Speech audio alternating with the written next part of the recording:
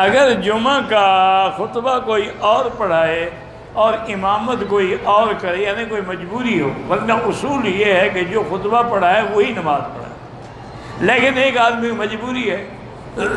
یا خطبہ پڑھانے کے بعد اس کا کوئی وضو نہیں رہا، کوئی تکلیف ہو گئی، لوگ کھڑے تو نہ رہے، دوسرا بھی نماز پڑھا سکتے۔ بد نظری کا کوئی علاج، اصل علاج تو وہی ہے جو قرآن میں ہے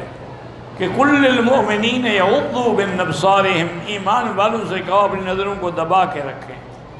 اور دوسرا علاج یہ لکھا ہے علماء نے کہ ہر نماز کے بعد 7 دفعہ لا حول ولا قوت الا باللہ العلی العظیم اسی نیت سے پڑھا کریں کہ اللہ مجھے بد نظری کی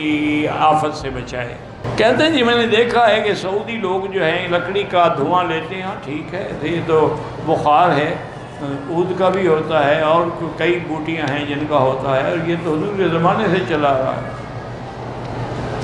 اور یہ بڑی اچھی چیز ہے اور یہ کافی دیر تک